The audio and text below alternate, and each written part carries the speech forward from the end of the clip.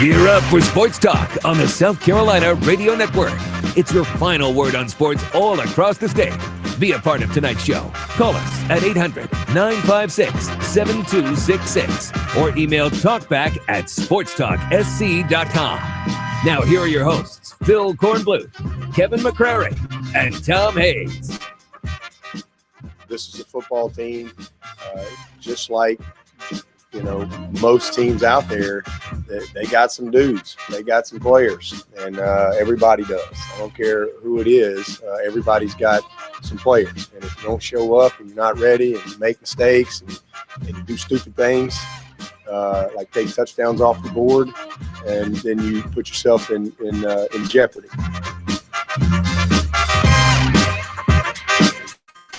Welcome into Sports Talk South Carolina Radio Network here on a football Friday night from downtown Main Street, Columbia.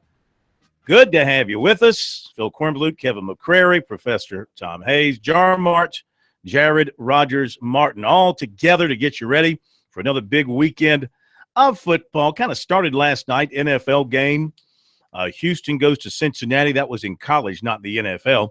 Cincy hung tough for about 2.5 quarters, and then Houston switched that thing into high gear, and Tom Herman and company ran away to another impressive victory. But we're looking ahead to tomorrow. South Carolina finally at home, expected sellout crowd to face East Carolina. Clemson at home to take on South Carolina State. A little warm-up for the Tigers before they get back to the serious business of ACC play. They'll get to their ACC opener on Thursday night at Georgia Tech. So, we consider Clemson pretty much a walkover against South Carolina State. The big game, the game to discuss is South Carolina and East Carolina. We've got our picks in for the week, so we'll talk about that, and we'll take your picks as well. Your thoughts at 800-956-7266 or email talkback@sportstalksc.com or on Twitter @sportstalksc. Don't forget the garbage line, which will be up and running for you. Practically it's up and running now, as a matter of fact. Feel free to check it out. Give that a call. The garbage line number is 803-509-2705. 803-509-2705. Anything you see over the weekend that you want to gripe about, complain about, opine about, call that number. We'll play some of your top comments on the air Monday night and moving into the week. But South Carolina and East Carolina, I am going to take East Carolina to beat the Gamecocks. Don't want the points, don't need the points. And I base this on, after watching their game against NC State. Tiger Phil. They look pretty darn good. They are fast. They play fast. They have speed on defense. I think they've got more playmakers in the Gamecocks. I think their quarterback is a guy with a big arm. They run 4 and 5 receivers out almost every time. One thing I noticed, and it was picked up by the announcers too, is that even in blitz situations, they're not leaving anybody in the backfield to protect Nelson, which gives them extra receivers out against you. If you blitz, which puts you in man coverage, is it Zay Brown? The guy, an outstanding receiver. They're tall. I think South Carolina is going to have its hands full. Beyond that, I think East Carolina wins. Taking the Pirates. Goodness, the Gamecocks are going to be walking the plank. That will be a very disheartening loss on a lot of levels for the Gamecocks, because that's one that I think people that are optimistic are at least holding out hope that South Carolina can scrounge together enough wins for a bowl game. That's one that they really need to win if they're going to get to that magic 6 number. If they lose at home to East Carolina, certainly next week, even though Kentucky's looked terrible, that is going to be a toss-up game. They won't be favored on the road if they're 1-2. They could be looking at another 2 or 3 win season if they can't knock off East Carolina. But I agree it won't be easy. But I'm not going to pick the Pirates. I do think South Carolina will win that game. Not sure though, even though the spread's dropped from 7 to 3.5. It's going to be a tight game. The Gamecocks aren't going to blow anybody out this season. I still think the home crowd, East Carolina coming off that huge win. That was a big win over NC State. They're going to come down a little bit. They've also got Virginia Tech lurking next week. I think they're going to catch them in that sweet spot coming off the big win, maybe peeking ahead to Virginia Tech. I like the Gamecocks to win. I don't think they're peeking ahead, but I do agree with and K-Mac, you stole my thunder because I thought anytime East Carolina, and I always harken back to 20 years ago when I think East Carolina fans tore all the turf up in Carter-Finley Stadium, that's an emotional win for them. Can they reach that peak again? I don't think so, but they are dangerous. They will go on fourth down in their territory, and they do run the Wildcat with a Wildcat quarterback. So that'll be dangerous for South Carolina. But I think a opening home game, new coaching staff, I think this team is primed to beat East Carolina. It's going to be a fourth quarter game, in my opinion. And I think they win because guess what? I think East Carolina feel good about their offense and start gambling and turn the football over. I think the Gamecocks will have at least 2 turnovers tomorrow afternoon. All right, Zay Jones is that receiver I was thinking of, 6'1", 200 pounds, and he was going into the season the leading returning receiver in FBS football. I just like the way they looked against NC State. You guys make good arguments the other way, but just going off the way South Carolina played last week, and maybe they were just, a couple of weeks in a row on the road. Maybe they were just a little bit tired. Maybe they were a little bit, from the traveling and back-to-back SEC teams, even though it was Vanderbilt and Mississippi State, 2 teams picked at the bottom of their respective divisions. Mississippi State treated them like a rag doll. And South Carolina's offensive line has got to come a long way from where it played last week to give this offense a chance. Now, McElwain, who we expect to start and get a good opportunity to go deep in this game, will provide a spark back there offensively, but who's going to catch the ball? Deebo Samuel still dealing with the hamstring. I don't think, from what I read, I don't think he practiced very much, if at all, this week. So who's going to catch the football? Can they run the ball against this 3-4 alignment of East Carolina, which, as I mentioned in the opening, at least against NC State, their linebackers and defensive ends run extremely well. Yeah.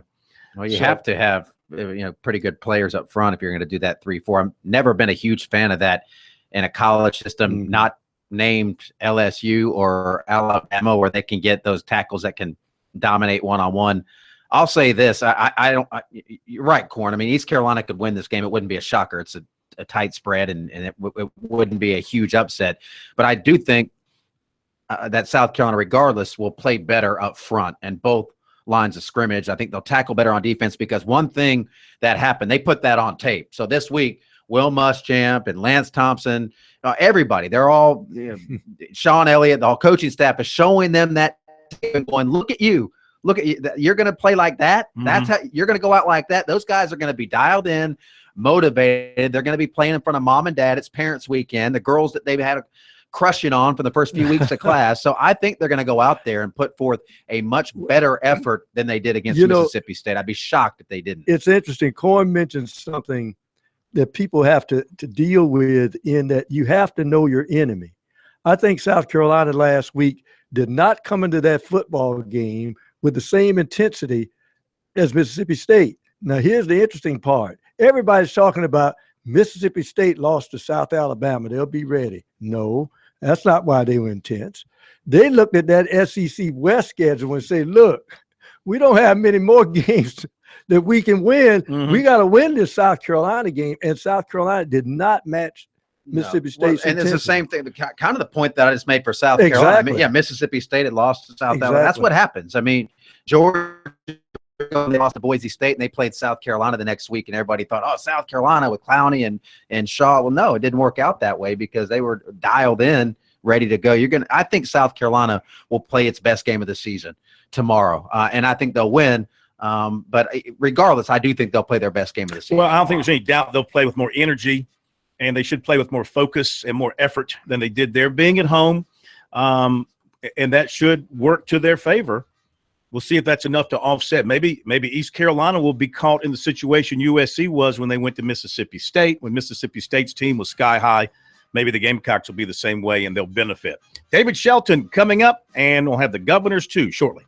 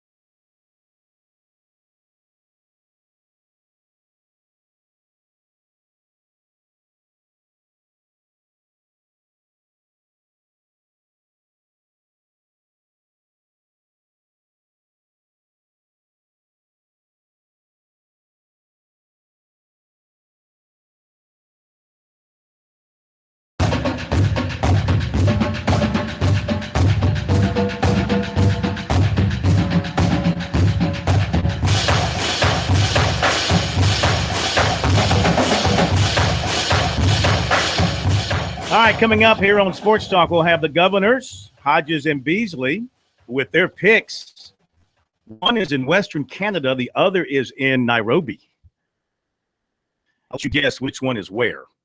We will try to connect with them. Could you find Nairobi on a map, Corn? Well, yeah, I just use Google. Yeah. Google. Anyway, we'll try to now. I think Governor Hodges is in Western Canada. We should be able to get him. Governor Beasley is in Nairobi, and that's going to be more of a reach for us. I mean, he's going to be open for a call. I'm not sure what the time difference is between here and Nairobi. Probably a couple hours. Anyway, we'll try to hook up with these guys and get you their picks. Lee Sterling, our Sterling picks coming up as well.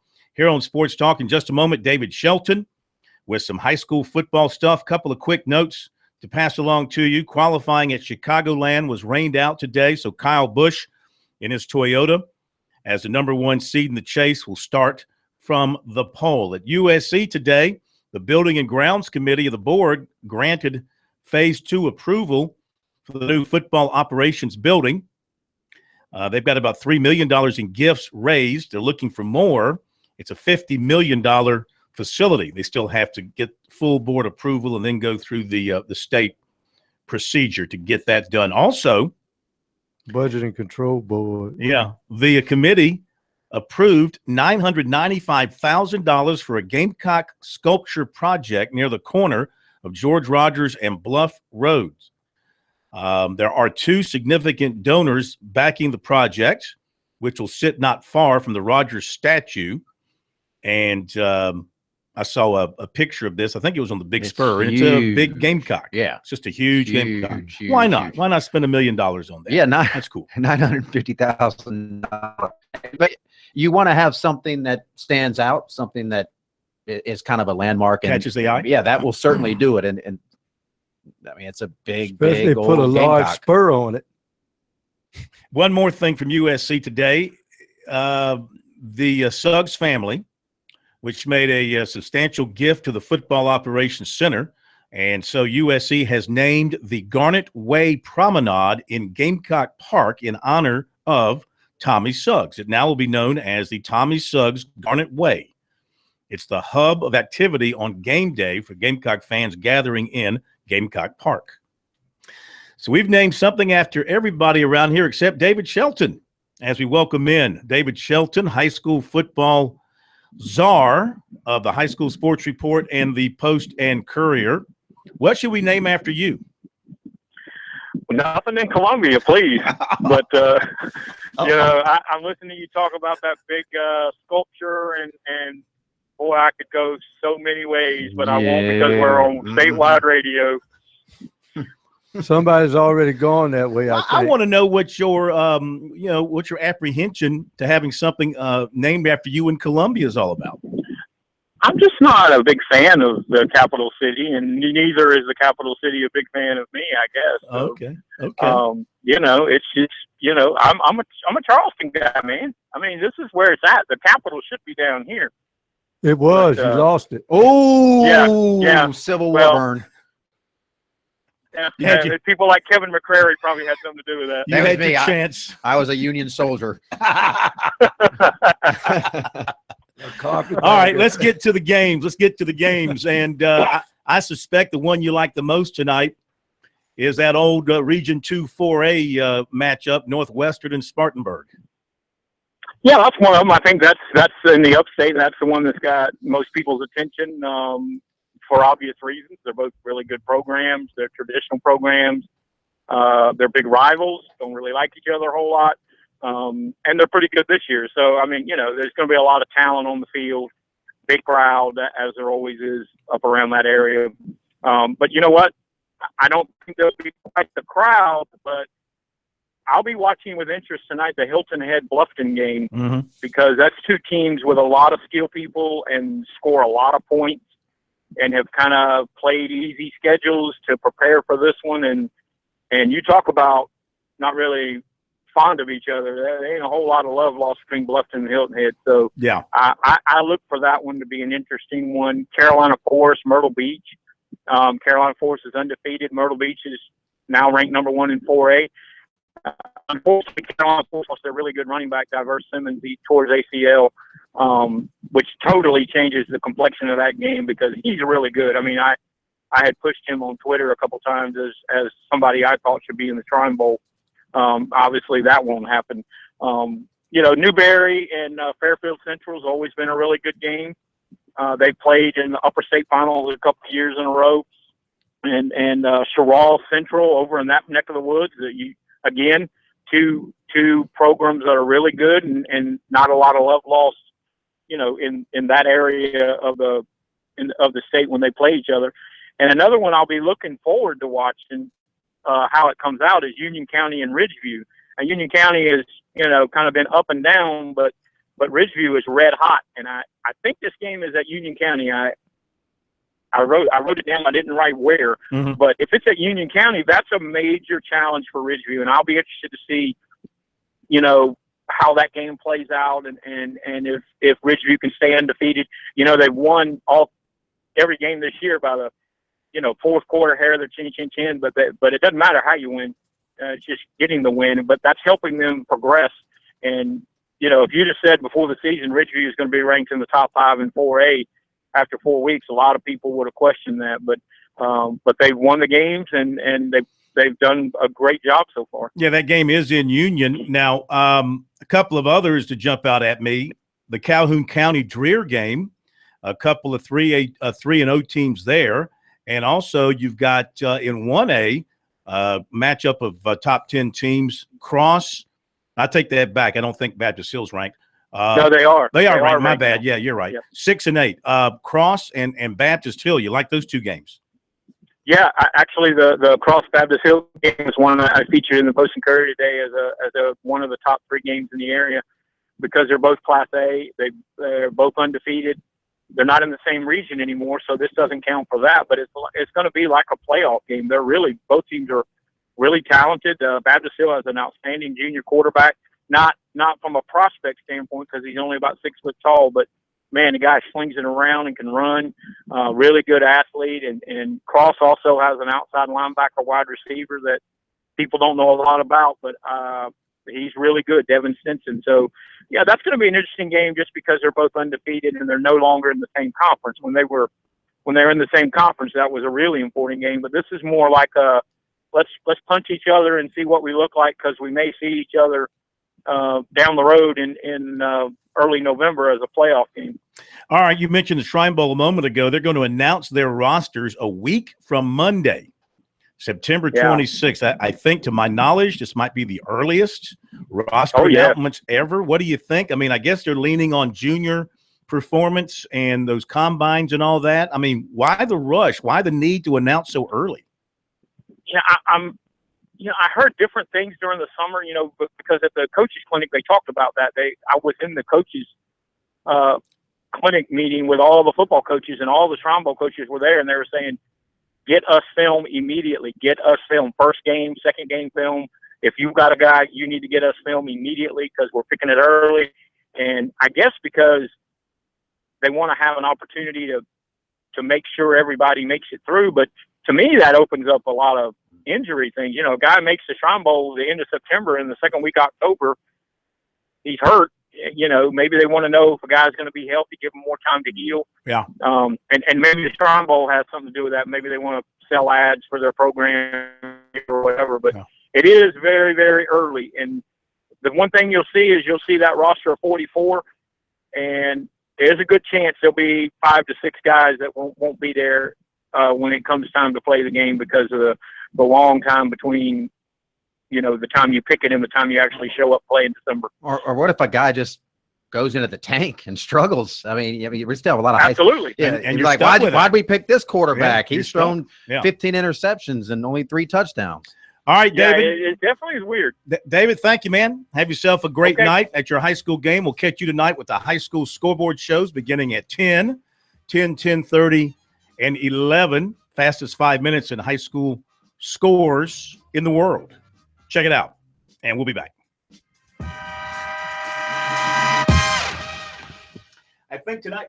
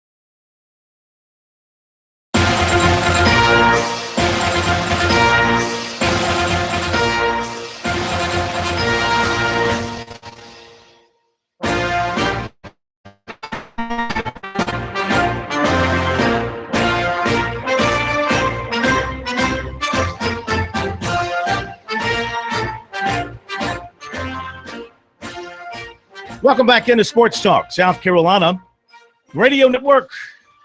It's that time of the week that you all plan for. This is what you look forward to. You hold off on meals. You hold off on weddings.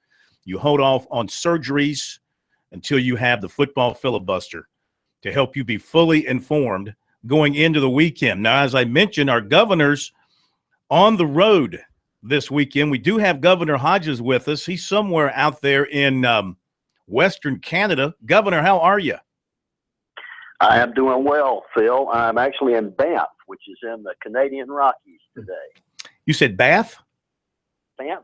Banff. Banff, yes. Oh, Banff. Banff, Canada. In the Rockies up there. What are you doing up there? I'm hunting for property in the event Donald Trump wins the presidency. All right. Well, you know what? That might be a good place to live for you. I imagine you'd be very happy up there in the far western part of Canada. You're closer to Russia that way. I think Alaska has that franchise. Well, that's great. That's great. Now, Governor, let's give Governor Beasley one more try. Governor Beasley is in Nairobi. And that's a little farther west than you are. And we've called him a couple of times, and I have a feeling the government of Nairobi has confiscated his phone because it's going directly to dead. So I'm not sure. Have you been in contact with Governor Beasley? And what's he doing in Nairobi? I don't know. I got the note today that said he was in Nairobi. He's traveling a good bit in Africa and Asia, so he probably has one of the trips that he makes. He's done some religious-based work there and some work with the international group as well, and that may be what he's up to. That's in Kenya, so maybe he's looking for the president's birthplace. Well, no, I think Trump said today that it's Hawaii. He came out 100%. We solved that mystery? That's been settled. Okay, good. That's been settled. All right, so it looks like we have struck out with Governor Beasley. So we will go with you, Governor Hodges, and I will play the role of David Beasley. Okay, is that good with you? That's good with me. Okay, very good. Boy, what? Beasley's really let himself go over here. Yeah. Goodness gracious. I think I'm going to improve his chances. Let's see. Last week, he gained on you a little bit. Governor Beasley went 3-2. So he is 6-4 after 2 weeks. You went 2-3, spoiled your perfect start. So you are now 7-3. Any thoughts on last week? Who burned you? Well, South Carolina burned me for one. I mean, I was way off on that game. And the others, it sort of evens out over time. I wasn't too disturbed by that, but I really was disappointed in how the Gamecocks played and was way off on that one. Yeah, a lot of people got burned by the Gamecocks last week. All right, let's get to it. Our first pick of the night will be Florida State at Louisville. Louisville getting 2 at home. And I tell you, you're going to see 2 of the more athletic quarterbacks in the country in this particular game. So what do you think? Then I'll come back with Governor Beasley's pick. I'm going to take Florida State. Just something tells me that this is Florida State's year. I thought their quarterback looked pretty darn good, and at least in that first game, and I guess last week as well. So I'm going to take Florida State. Okay, let's see here. Let me get caught up here. So you want Florida State. You're going to lay the 2. Governor Beasley says, I think Louisville will come back to earth against Florida State athletes. So he wants Florida State. That makes sense. But isn't there a defensive back out from Florida State? Yeah, star players. Yeah, their best defensive back. Yeah, the guy that really plays all over the field for them. Yeah, I still think I think this is Florida State's year. I'm going to take them. All right, let's go to Mississippi State at LSU. I was really impressed with Mississippi State. Their quarterback can't play any better than what he did against South Carolina. LSU's got some quarterback issues. Might be going to another quarterback. Brandon Harris may see a great deal of pine time. But LSU at home is still favored by 14, Governor Hodges. Too many points. I mean, I thought Mississippi State played very well. The way LSU has looked, it's hard to believe they can beat anybody by 14 points. So I'll take the points and the Bulldogs. Points and the Bulldogs, all right. And Governor Hodges says he wants Mississippi State. Still not sold. LSU can't score enough to win by 14. So he's going to match you and go with Mississippi State as well, taking those points, okay? Texas A&M at Auburn. Auburn favored by 3.5. And what do you think? I struggled with this one more than any of the picks this week. I think I'm going to take A&M on this one, primarily because they're given some points, and I think A&M is actually pretty good this year. They're certainly a great defensive end, so I'll take A&M. Texas A&M getting the points. Governor Beasley goes with Auburn. He wants Auburn. Both defensive lines will dominate, but Carl Lawson will make one more play. So he wants the Auburn Tigers. Okay. Let's go to Alabama and Ole Miss with Ole Miss, of course, having beaten Alabama, twice in a row? They're at home, and they're getting 10.5. What do you think? That's a sucker bet on that one. I'm going to take Ole Miss. Not only are they playing at home, they're getting 10.5 points, but they had a bad ending to that game a couple of weeks ago where they started so well. I know Bama is good, but I think this one's going to be a field goal. A field goal, and he likes Alabama. He says, no way Saban loses 3 in a row. Yes, but he's got to win by more than 10.5 points. I know. I think he's expecting a rout here, Yeah, well, good for him. All right, and let's go to the game in Columbia, which you will not be at unless you're tonight. No, won't be back in time. I get in about midnight tomorrow night, so I'll miss it. Have you got television out there in Banff, Canada? They have television and telephones. They have cars here. Can you believe that? I'm surprised. I'm telling you. Indoor plumbing, and everything. I imagine. They do. I envision you sitting on a donkey somewhere, going up and down the mountains, looking for gold or something. East Carolina. You didn't realize they spoke English here either. No, I thought it was all French. East Carolina at USC. Gamecocks now favored only by 3. What do you think? I'm going to take the points in East Carolina. I think we might win it, but I believe it'll be by less than a field goal.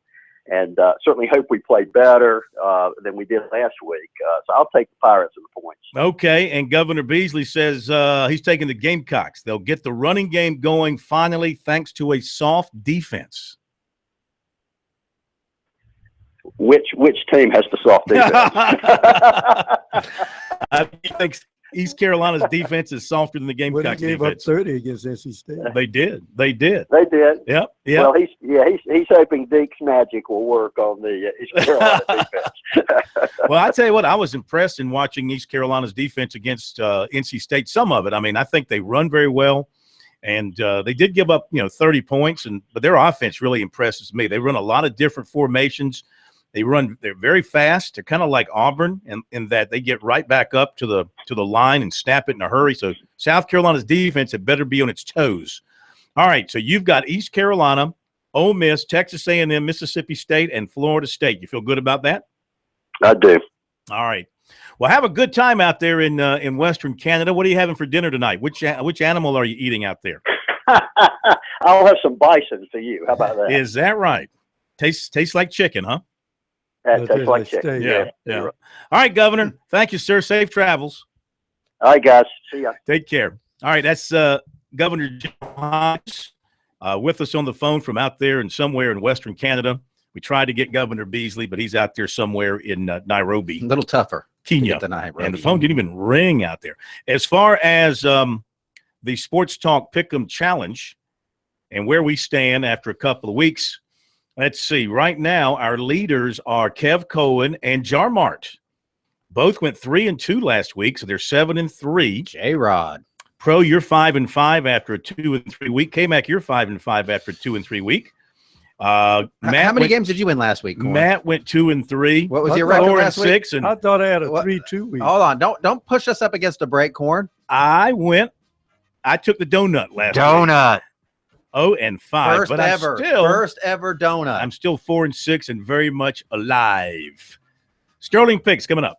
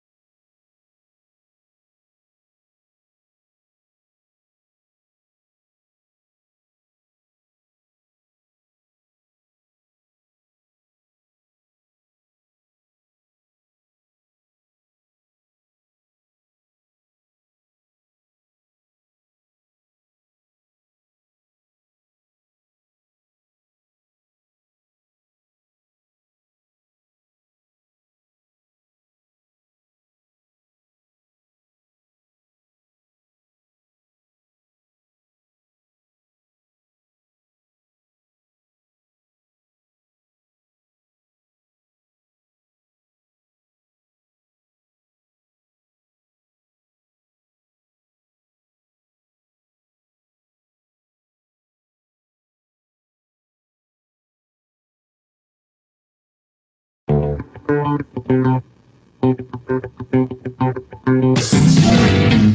to put your money where your mouth is. Put up your feelings, let them fight it out. He's a hustler. If you don't got X, you won't be getting no stamps. And if you don't got money, you want some money. If you don't got cash, you won't be getting no. He's a gambler. All right, let's get the professional view on a few key games for this coming weekend as we welcome in from Paramount Sports our good buddy Lee Sterling for his Sterling picks for this weekend. And good to have you back with us, sir. What'd you think of your weekend this past weekend? What'd you think about how you did overall?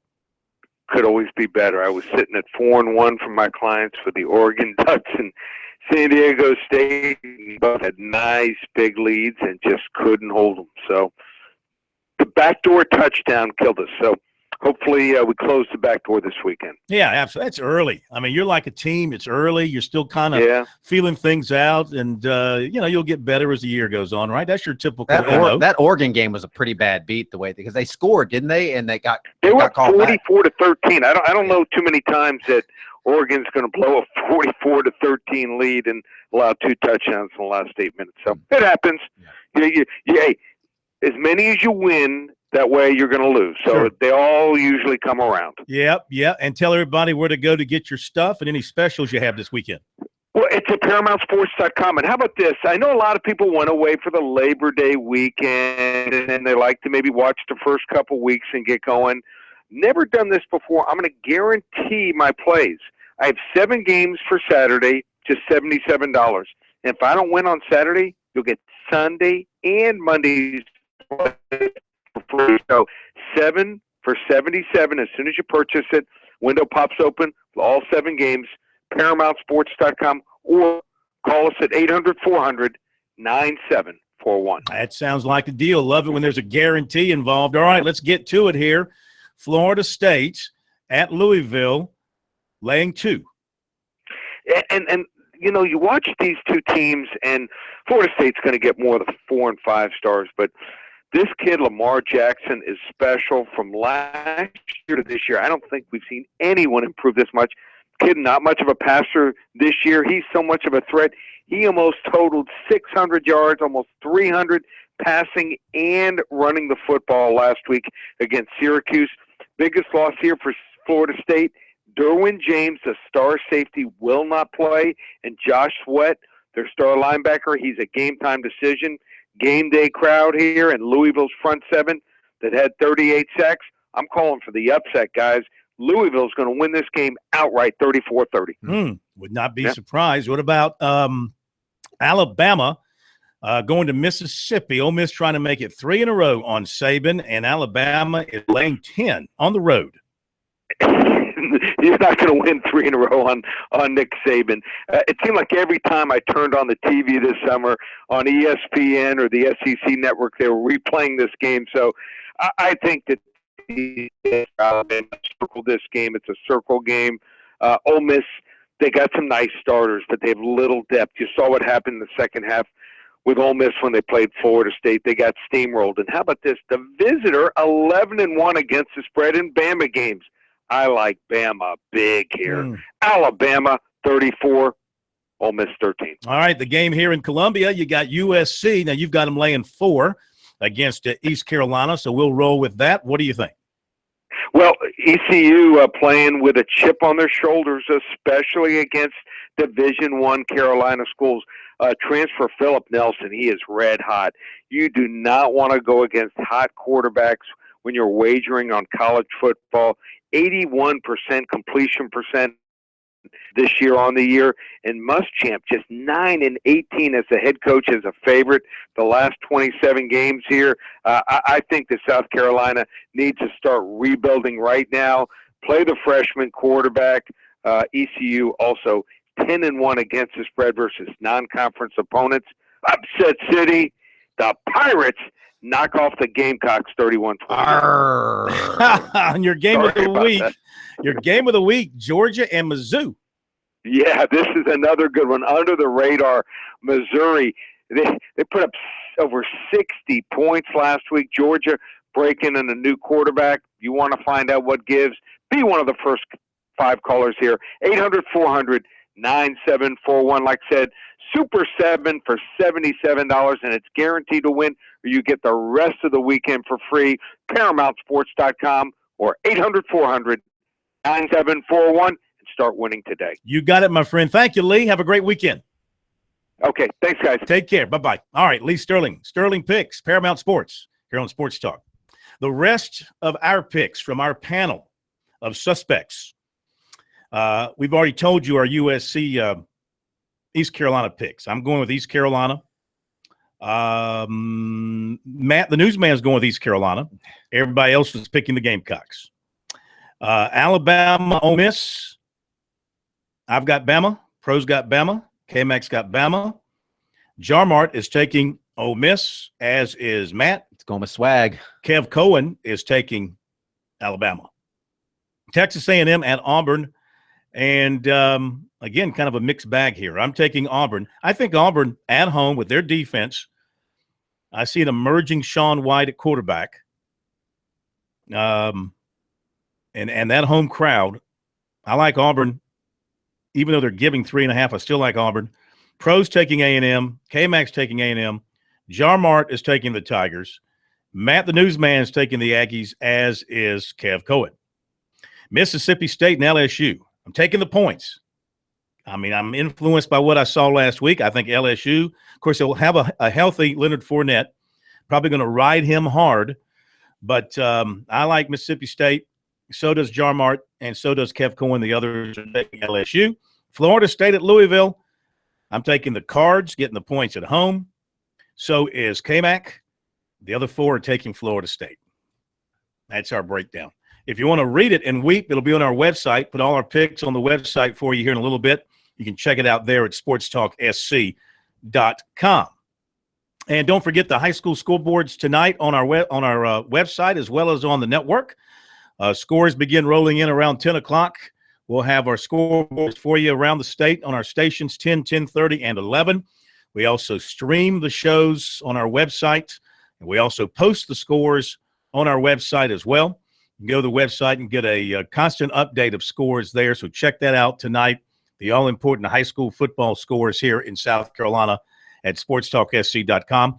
And, of course, if you lose us over the airwaves, you can stay with us by our video stream and our audio stream on SportsTalkSC.com and our stations who stream their programming on iHeartRadio, our stations in Myrtle Beach and in Greenville, and several more stations who stream our programming on the TuneIn app. So if you ever lose us over the airwaves, you want to stay with us, you can stay with us that way. And if you miss a show, almost every night, the whole thing is archived for you on our YouTube channel. Now, there is an occasion where a computer will go belly up and messes up the stream, which I think happened last night a little bit. So that's a problem. But I'd say roughly 95% of the time, we successfully stream the show, and it's archived on our YouTube channel. So you can check that out as well. Okay? By the way, USC announced today that it has renewed its relationship with IMG.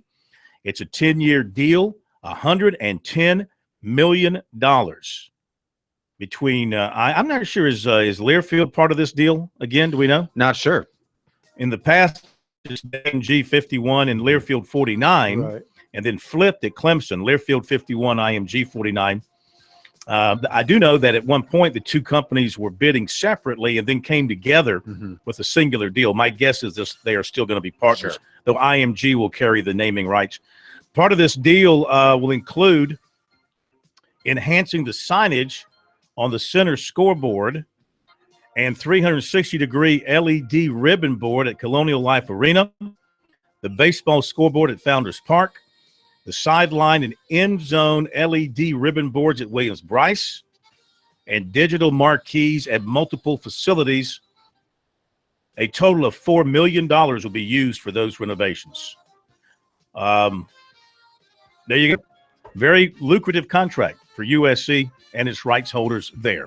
Top of the hour break, and we'll be back.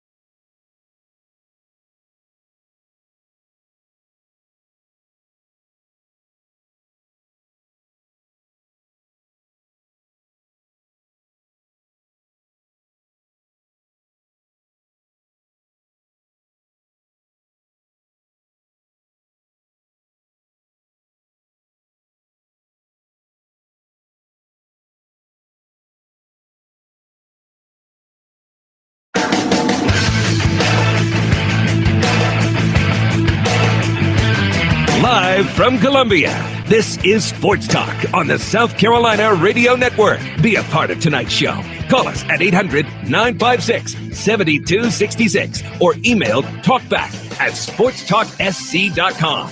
Now, here are your hosts for Sports Talk, Phil Kornbluth, Kevin McCrary, and Tom Hayes.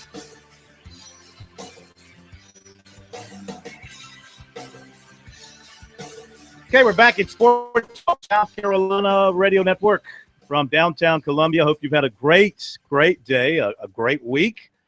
Looking forward to a wonderful weekend. Boy, we have a lot on the agenda this weekend with football, high school football, college football, second weekend of the NFL. We've got the first race of the Chase. We've got great baseball races. Boy, did I take one. I didn't take one in the gut last night. I took one a few inches south of the gut. That was I know what you're getting. Cue the audio of Corn watching the Yankee game last night. Is this what it sounded like when I was watching the Yankees last night? What did it sound like? Yeah, hold on. Give him a second.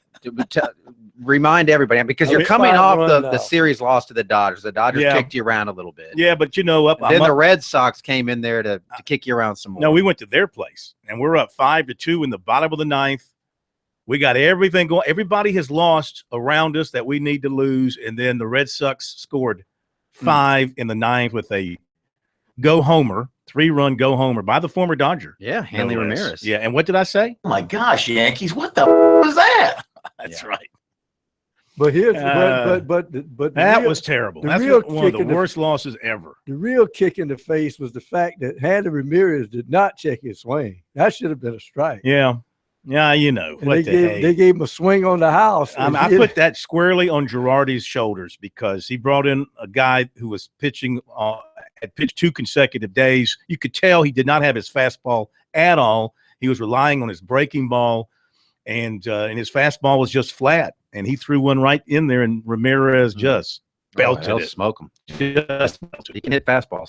Speaking of baseball, we'll do recruiting in a second, just a couple of notes. But today, USC baseball coaches Holbrook and Lee had a little press conference because of beginning fall practice this weekend with scrimmages and all that. And I was over at USC, and I think we saw some stuff from Clemson too. But from USC, I tell you what, right here, September 16th, 2016, the Gamecocks are going to Omaha. Kiss of death, Kornbluth. This is a guy that was 0-5 on his picks last week, and now we can pretty much be assured that South Carolina will not make the College World Series. They got Chad Holbrook really appreciates that. They have got pitching going to bed. They got tickets. Well, they're going on their own merit. They got pitching. I mean, with the return of Will Crow and Cody Morris coming back, along with the other guys that are returning. They got their closer back, who was fantastic. Are they going to make – who is the closer, Reagan, or are they going to – No, it'll be Johnson. I didn't know if they were going to have Johnson as a starter. Reagan gave up a homer today in the game. Well, that's going to happen. It's baseball. That's all he does is give up homers. That's true. He gives up 1 homer. That is true. Last year was kind of weird. Every hit he gave up was a homer. I think at one point he had 6 earned runs. They were all off homers. Yep. Well, Chad said today that Johnson can help you win 2 games in a weekend, and if you use him as a closer versus a starter, he can get you 1 win. Right. He'd rather use him twice and get 2 wins. That's an old Ray Tanner thought. But it's a good thought. They got 3 catchers. Destino's probably going to play outfield. They got their third baseman back. They got to get a new shortstop. He likes his shortstop. He likes the people he's got to play with there. They got speed. This team will be loaded. They will be loaded for bear if they don't make it to Omaha. And Fire Holbrook. No. He's doing a fine job. I agree. They came close last year, of course. They lost in a super regional at home. That shouldn't happen, but it did. They ran into a hot team in Oklahoma State. They went through the state. They won't. That won't happen this year. I think getting to the super regional kind of re-whet the appetite for him, got him back on the national stage after being out for a year, and the returning guys know what it takes. And but their pitching is just going to be ridiculous. Their pitching will just be ridiculous. Now, Clemson, the news coming out of Clemson was Seth Beer is on the move.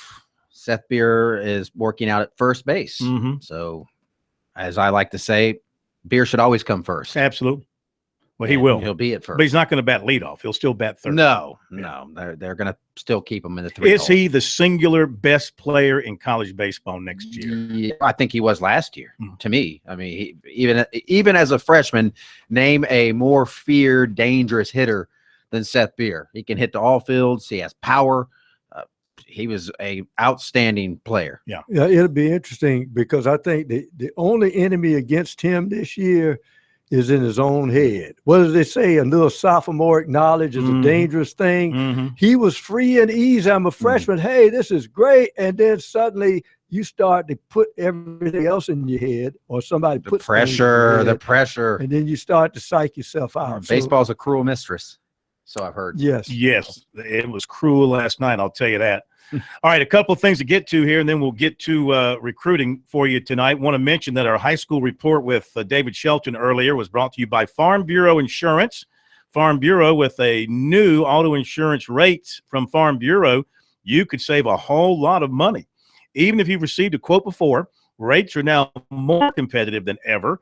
Get a free quote today from your local Farm Bureau insurance agent. All right, recruiting, just a couple of notes as we head into the weekend. In football, receiver Chad Terrell of Dallas, Georgia, Thursday night revealed his final 3, USC, Oregon, NC State. Oregon replaces Ole Miss from his previous top 3. On Twitter, he said, "These are my top 3 schools. I will soon choose one. They all suit my needs on and off the field. Very good." End of quote. He took an official visit to Oregon. Beg pardon? You saying something, John Wright? John Wright, you're talking, and I don't know if you're going on the air. No, I was not, but it was very well. His grammar was. Well, I'm writing it as he wrote it. I'm just quoting the guy accurately. I think you can clean him up a little bit. Corn, come on. That would be. Give these guys a break. He is going to college. That would not be journalistically sound. He took an official visit to Oregon earlier this month. Don't quote him then. He's not visiting anywhere this weekend. He put it on Twitter. It's out there for everybody to see. Well, Twitter, nobody. You don't. I mean, you always fix grammar on Twitter. As for a visit to USC, he said yes, but it will not be anytime soon for an official visit. He visited USC for its prospect gathering in late July, and after that, he called the Gamecocks his favorite. He said then, quote, "It's a win-win school for me that has both football and academics," pointing to his interest in USC's International Business School. As a junior, 51 catches, 826 yards, and 10 touchdowns. 2019 offensive lineman DeAndre Jones of Hopkinsville, Georgia, was offered by Clemson this week. Basketball, Clemson coach Brad Brownell, VCU coach Will Wade, and Miami were by to check in on Amir Sims, 6'9", out of Blue Ridge, Virginia, this week. Sims took an official to Clemson last weekend. He's scheduled for VCU this weekend, but I have no confirmation from him that he's taking that trip. Devontae Shuler, who's visiting USC this weekend, he put out his top 5 of USC, Oklahoma State, Ole Miss, Miami, and Southern Cal. He's got USC this weekend, Oklahoma State next weekend, and then Ole Miss the weekend after that. The other 2 visits have not yet been scheduled. He and Nick Claxton, the 6'10" player out of Greenville, are making their official visits to USC this weekend. And, of course, USC and Clemson will have multiple football prospects on their respective campi this weekend. Is campi a proper plural version of the word campus there, Pro, real quick? Campi, is that usable? Campuses. Campuses? Mm-hmm. Not campi. So they will have prospects on the respective campuses this weekend. You can have stadia instead of stadiums, but right. Why can't you have campi? I'm gonna do a quick Google. Oh, yeah. Put it in Googler. Google. How do we ever get through school without Google? Studied. Do they let you use Google in school? I mean, if you're campi, here it is right here. Let me campi. Urban Dictionary, campi. Urban Dictionary, that's a great source. No, you do not want to use this word. Yeah, that probably means something completely different. It really does mean something completely different. You're the different. Urban Dictionary. Yep. You might want to bleep me on that if it's not too late. We'll be right back.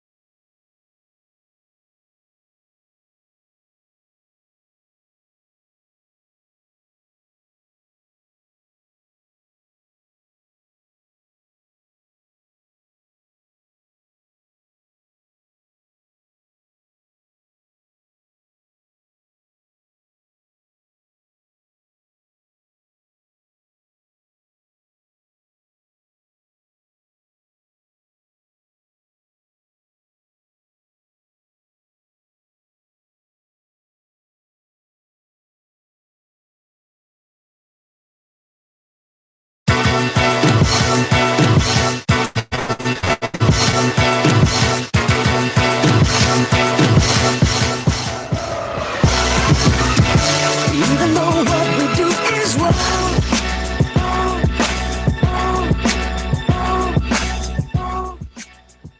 Friday night here on Sports Talk. Good to have you with us as we come to you from downtown Main Street, Columbia, because you know why. We are the Sports Talk show of Main Street.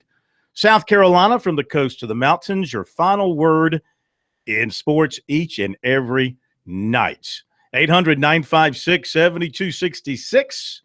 And we'll check out some email. We'll check out some Twitter as well. If you want to jump on the program with a comment or question or an observation, feel free to do so. We got plenty of time now the rest of the way to hear from you. 800-956-7266. We will have the full Monty on NASCAR coming up for you at the bottom of the hour as the chase begins in Chicago. Looking forward to that. And as we move on to through the program, I want to remind you that you can score big with Founders Federal Credit Union.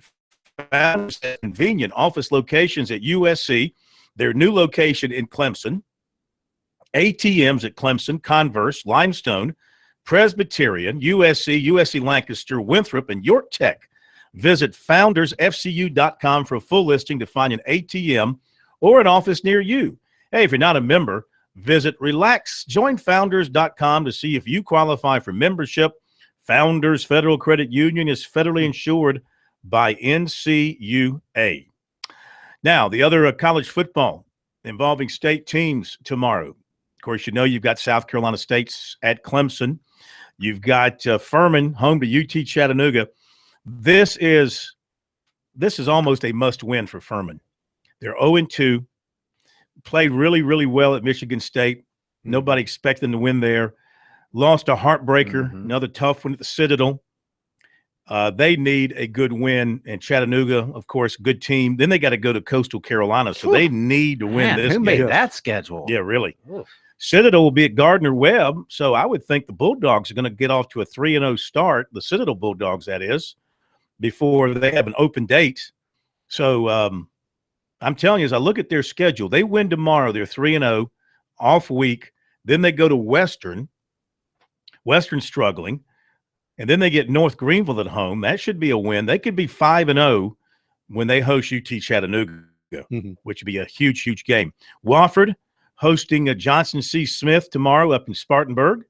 And I would expect the Terriers to get back on the winning track after that loss at Ole Miss.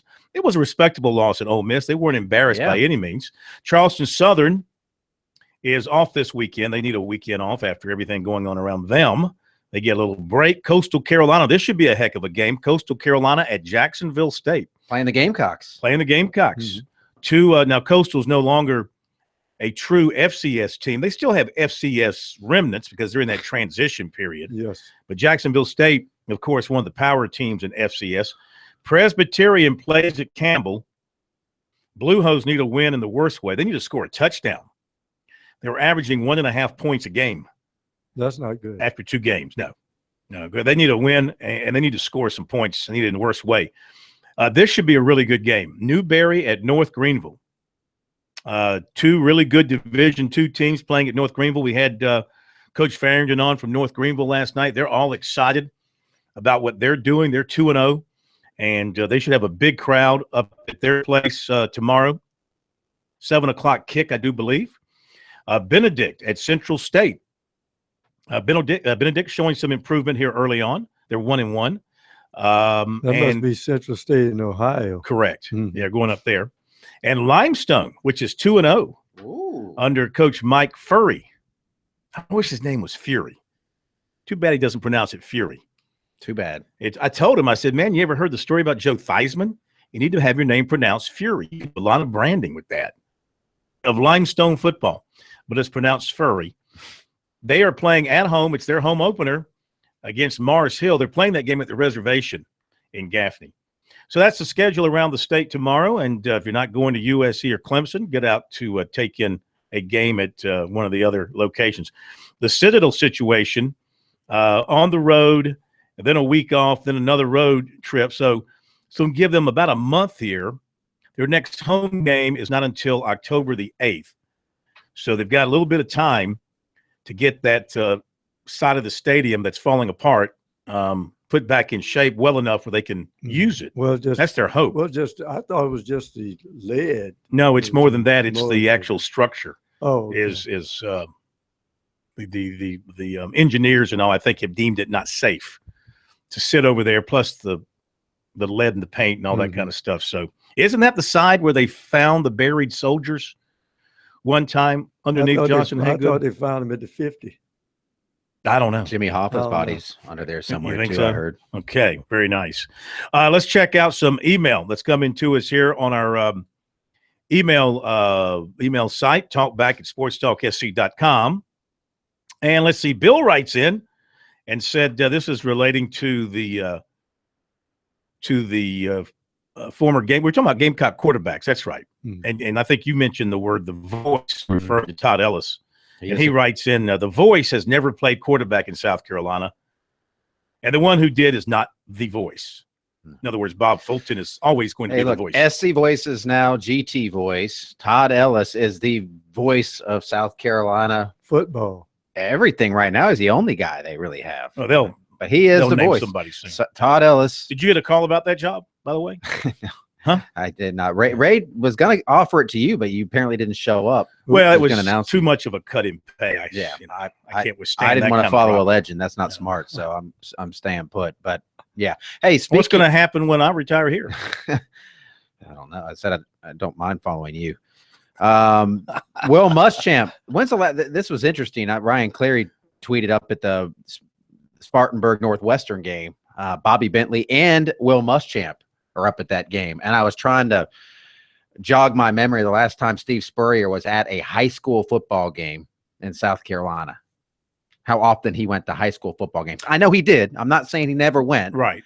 It wasn't an everyday. I mean, Will Muschamp every Friday. There's no sense trying to compare Spurrier's recruiting work with Muschamp's. I mean, it pales in comparison. Especially at their comparable ages. Yeah, I mean, especially the end. Yeah, he was. Spurrier, when he was at Florida, wasn't a guy that was showing up at a lot of high school football games. He didn't need to then. Yeah, Muschamp's going to be out front, and he's going to be seen, and he wants to get the brand out there, and that's what you have to do. And it's paying off in state. I mean, he's really racking up in state. I figure that they're going to get Brad Johnson from Pendleton, probably the last of the remaining major uncommitted players in South Carolina. Then you look ahead to the 2018 class, and I mean, look, I'll be surprised if they don't get Kerryon Joyner the way they're recruiting him. Xavier Thomas is going to be a battle between them and Clemson, I would think. And I think, that seems to be an even pull right now at this particular time. He says good things about both. You got the big kid over there in Louisville, Josh Belk. I mean, for most of them in the next class, it's way too soon to say for sure. And who knows, Joyner could decide to go out of state. He's got those kind of offers. But in terms of in-state, the fact that South Carolina is recruiting him strictly as a quarterback with no questions asked, while Clemson has the quarterback/athlete approach going to him, that's going to work in South Carolina's favor between those two because he's just not interested in being a slash guy. He says he's a quarterback all the way. There's only one slash at Clemson. You know who Slash is at Clemson? Slash. Oh, yeah. Wilkins. Yeah. They actually, over the PA, when he caught that touchdown, they said touchdown / Wilkins. Is that right? Oh, interesting. It's catching on. They're cute. Yeah. Another email from David. He says, I'm not a fan of either team. I've just been trying to figure out why they're playing the Louisville, Florida State game at noon on ESPN. I think they just wanted a big one to start things off. Mm-hmm. But I will say this. If I'm Louisville, I'm angry. See, I want my fans to get geared up either for late afternoon or evening contest. Yeah, 12 o'clock stuff. Advantage Florida Oh, yeah, State. it takes away the pop. And I think that was set in the preseason. The first 3 weeks usually are. I don't think ESPN realized how good Louisville was going to be. All right, we'll see how good Louisville is. Time to find out. When they take on the Seminoles. When we come back, a little NASCAR for you. They're up in Chicago. We'll have the full Monty coming up.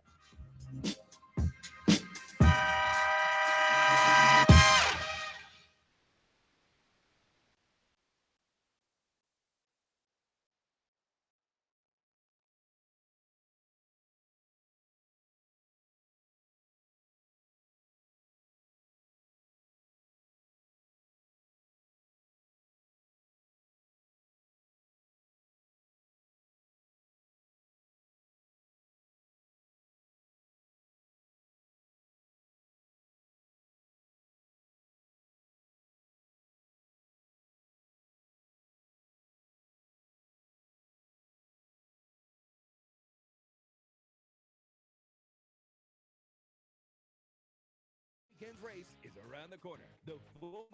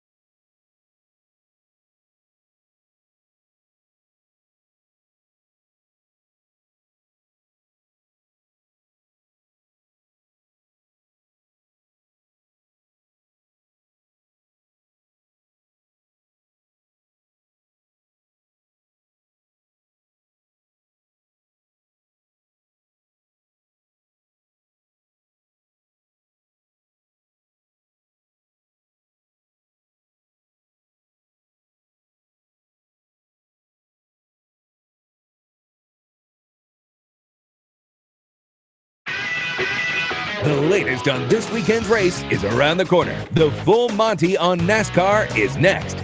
This is Sports Talk.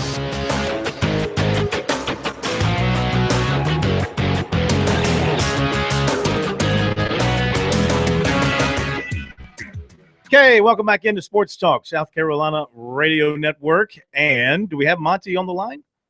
What do we have here? I don't see a blinking line indicating that we have the full Monty. We only have not even a half Monty or a quarter Monty. We're trying to connect with Monty. Right now, they are going through some late afternoon practice in Chicago. As I mentioned earlier, the rain washed out qualifying, so they're going to line them up via the standings and by the seating. So it'll be Kyle Busch on the pole, but Jimmy Johnson in practice so far leading the way at 183.780. Carl Edwards next at 183.299. Then Denny Hamlin at 182.927. Keselowski and Chase Elliott also in the top 5 in practice. Those are all chasers, by the way. So we look forward to the start of the championship chase this weekend. One other note coming out of Chicago, Ty Dillon is getting into the number 7 car this weekend in place of Regan Smith, because Smith's wife is about to have a baby. So he's gone to be with her, and Ty Dillon we'll jump into that right. And Monty will be joining us in just a second, and we'll get his take on everything related to NASCAR, or maybe we won't. Is he at a football game perhaps and it's tied up? I don't know. We're getting the discussions going on right now between our producer and Monty, so we'll wait and see what comes of that. This the first race in the chase and the 10-race dash for the championship. Kyle Busch goes in as the number 1 seed, followed by Brad Keselowski. Then Denny Hamlin, Kevin Harvick, and Carl Edwards. Then it's Martin Truex Jr., Matt Kenseth, Jimmy Johnson, Joey Logano, Kyle Larson, Tony Stewart, Kurt Busch, Chris Buescher, Chase Elliott, Austin Dillon, and Jamie McMurray. All right. We do have fast lap. We do have Monty with us. All right. Let's go quickly to Monty Dutton, our full Monty on NASCAR, maybe reduced to a partial Monty. Where are you tonight?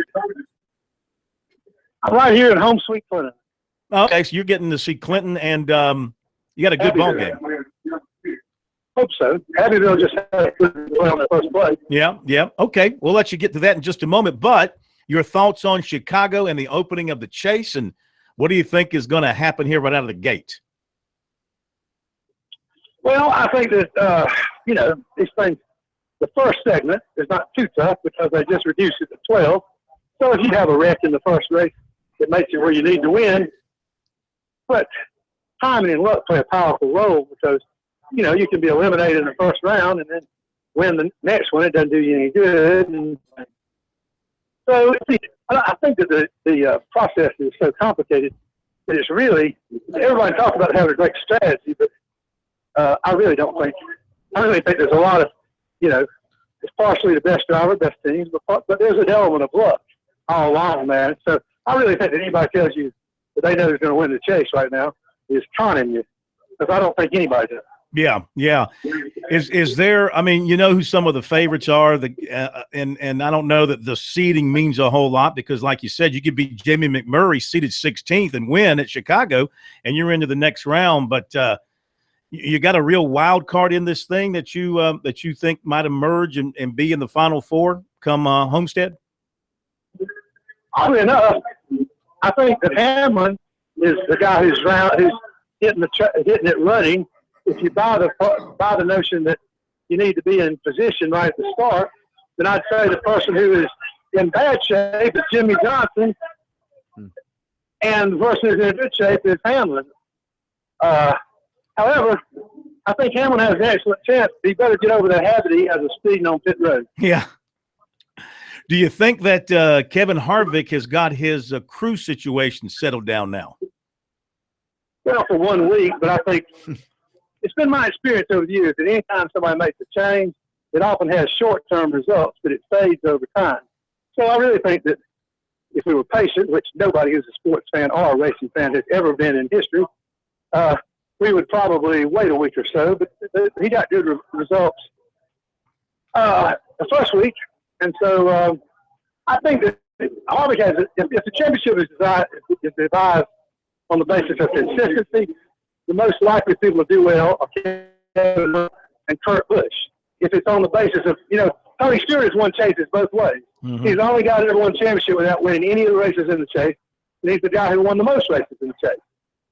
The question is where Tony's still got enough in the tank. So, it just depends. Harvick's an excellent choice if it goes down to consistency, and also because he almost always wins at Phoenix, and that's a great point of the season to have a probable win you can draw on. Yeah. Is there one driver with the 3 in the round of 16, the 3 tracks, Chicago, New Hampshire, and Dover? Is there one guy that you say that you identify as, he's good at all 3 of those places? There's 3 different tracks. I think most of the guys who have a chance at the championship are good at all of them. I think Kyle Busch is probably the best at intermediate tracks, which is the most. In this first segment, track, I think Hamlin has Hamlin's excellent on flat tracks, but this year he's been, much better on all of them. So Johnson has won a lot of races at Dover, but Johnson is the guy who's going into the chase looking bad. Mm-hmm. He's won 2 races this year. Does anybody in the world remember him? No, they were way early in the year, weren't they? Right. Yeah. He hasn't made a whole lot of noise late. All right, before we let you go. It's been a long time since we just saw to the West 7 championship. Well, I agree. All right, before we let you go, though, I do want to pin you down on who you think will grab the trophy in Homestead as we go into the postseason. Who do you like? Who's going to come away with it all? Okay. I don't believe what I'm going to say has a bit more of anything to do with it. Right. If I bought a lottery ticket, because I'm trained at saying what already happened. I never have been taught how to be a prophet. Okay. my pitch is Brad Keselowski. Brad Keselowski. Not bad. All right. Why That's not? a bad Why choice. not Brad? Absolutely. Why not Brad? He's done it before. Okay, Monty, thank you, man. We'll let you get back to your game. What's your score? Okay. What's your score? 7-0. I think it's 7-0 in Addison. I went out the hall. And Okay. right now you can tell why I went out the hall. I hear it. 7-0 in Addison. Okay, buddy. Thanks. Bye-bye. All right. Monty Dutton, the full Monty on NASCAR. You can read his stuff on his blog, MontyDutton.com. I can't wait for the Teenage Mutant Ninja Turtles 400 this weekend. What a name. The Nickelodeon's Teenage Mutant Ninja Turtles Teenage, 400. there's some goofy names, but that's I like that one. I think more Nickelodeon shows should sponsor that is NASCAR quite weird. races. I wouldn't mind seeing Keselowski win, especially if he does an interview like we saw, I think, last year, one race when he had a beer that looked like it was taller than he was. And he was just sitting there sloshing the beer and sloshing his words as he was. I don't know. And like Monty says, I mean, it's a complete guess on anybody's part at this stage. Anybody can emerge. The seeding here doesn't, I mean, it separates you by some points, but you come that. I mean, the number 1 seed, Busch, will start out with 2,012 points. McMurray in 16th will start out at 2,000. But you erase that by simply going out and getting a win. You know, you get your win, and you're automatically in the next series, the next phase of it. So it really it's not that crucial. Just tell Kevin Harvick that team with the best crew, pit crew, is the one that wins. I'm going to look at this thing, and just like anybody Does his wife else, still wear the fire suit? Is she still in the fire suit? Oh, she sits up in the booth. Who was the driver that called him out? Was it Tony Stewart? He got in a fight with somebody. So at least my wife's not in there wearing a fire suit. Yeah, no, it wasn't him. Was it Logano? Might have been Logano. That sounds right. That would make sense. To say she's hot. Logano was like 12 years old when he did that too. I am going to go. Or he picked Keselowski. It's easy to pick the guys at the very top. I'm going to go thinking of crew and the way the season has gone and the talent. My pick Go Smoke. Pick Smoke. Well, you know what? I was thinking that he's done well. He's done well the second half of the season in terms of just his steadiness and running in the top 10, though he's only got 1 win. And NASCAR's going to rig at least 1 race for him in the chase. I would think so. I like Tony Stewart. Who do you like? You told mine. I just said Smoke. No, that's mine. You can't go have him. Smoke, and you literally. Oh, I thought you were telling me to go Smoke. Harvick.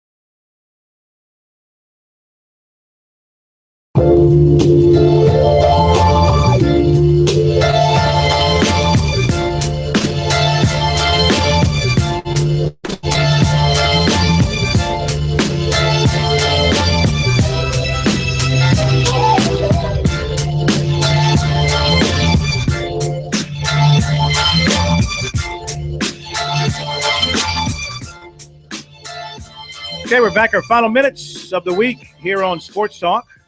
Just a reminder, high school scoreboard show tonight comes your way at 10 o'clock, 10:30, and 11. 5 minutes of more high school football scores than you can digest. Plus, you can follow our scores on the website, sportstalksc.com. We post all our scores there for you to check out.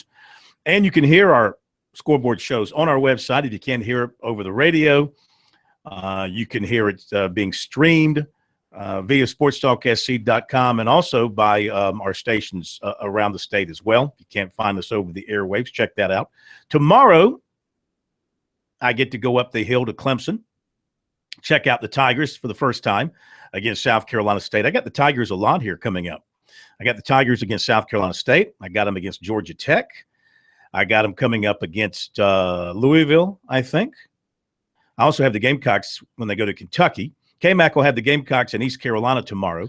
You can follow our coverages of those two games on our website, sportstalksc.com. We'll be tweeting from there. We'll have post-game coverage for you with the audio from the coaches. Within minutes of the post-games being done, you'll have the coaches' audio up.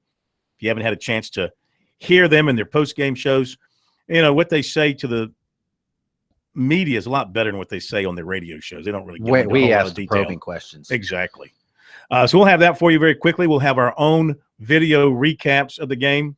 Promise you that mine at Clemson will be brief and to the point, because it's likely to be a blowout, considering Clemson is averaging about 60 points a game. I thought last week when I went up there, we do have Panthers coverage on Sunday. I was going to get to that. J-Dog. You always got to break in and throw yourself into the program, don't you?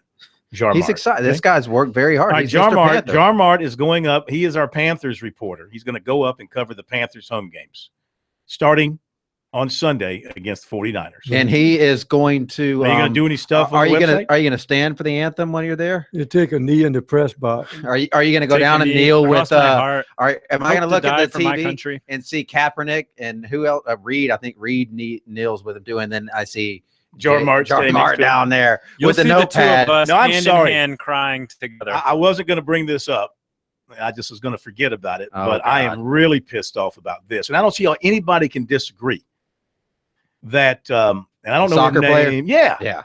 She's wearing the uniform of the United States, and yet she takes a knee in a game representing the Well, what United about the States. guys in and the proudly Bush. can To me, that is absolutely what about correct. First Amendment right. what Olympics was it when the guys did the fist in the air? 68. Oh, 68. Where was that at? Mexico City. Yeah. I mean, same thing. I mean, they did. But I think they had justification in terms of what they were protesting. Well, I mean, at that maybe time. but that's what you think. But Yeah. there were a I lot feel of like I people can give you when what I they think. did it, though. When they did it, Well, not a lot of people thought they had justification. The for it. backlash was bad. Yeah, for sure, they, for sure. they're a lot more well But received now than they were then. There is something nice to talk about in sports today.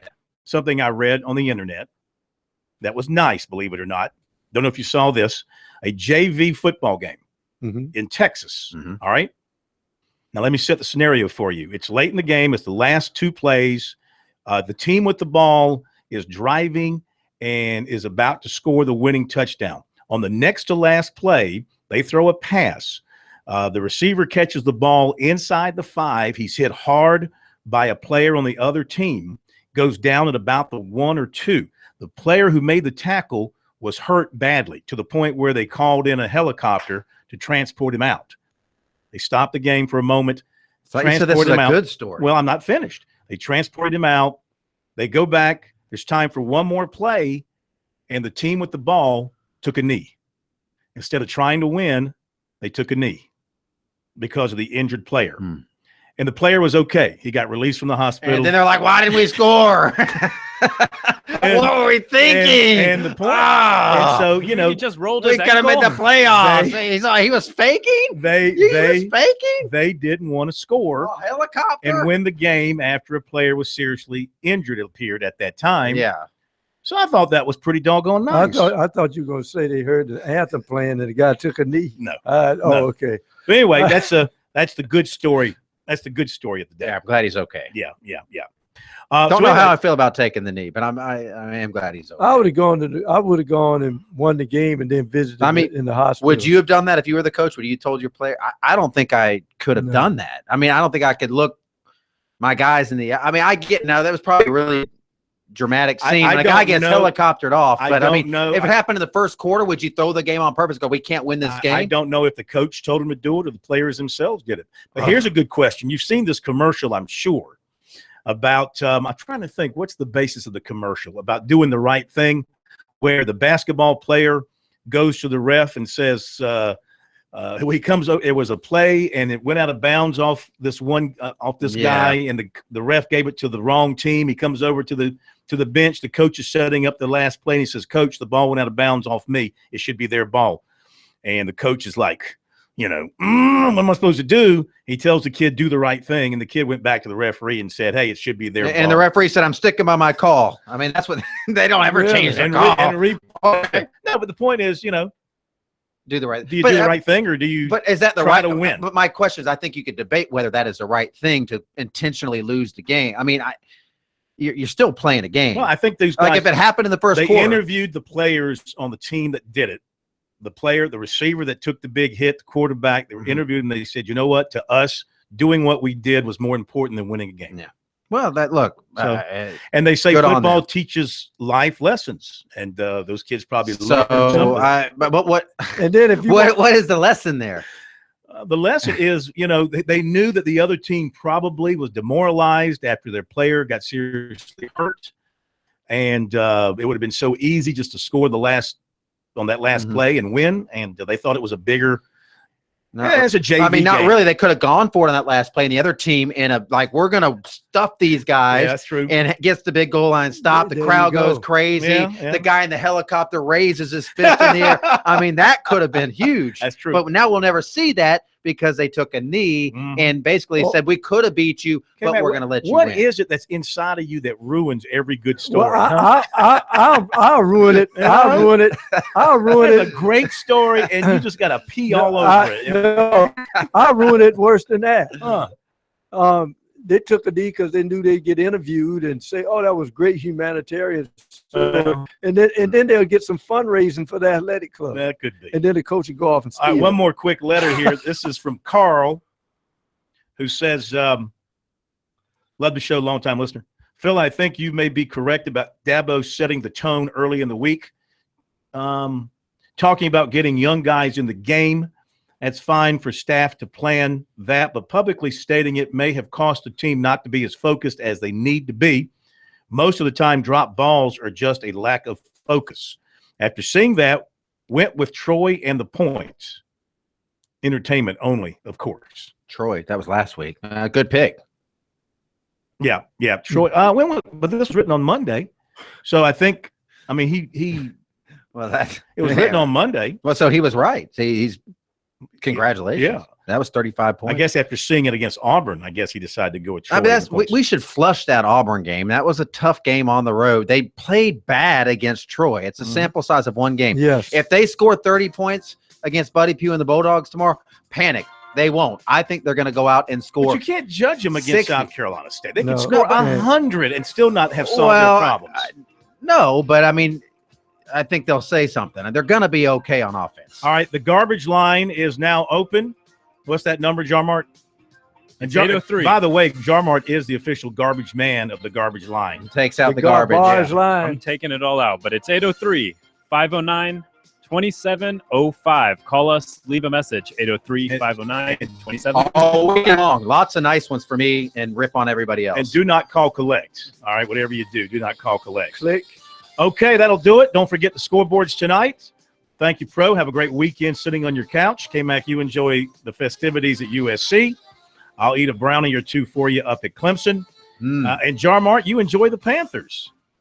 All right. Have a great weekend, everybody. See you Monday night here on Sports Talk.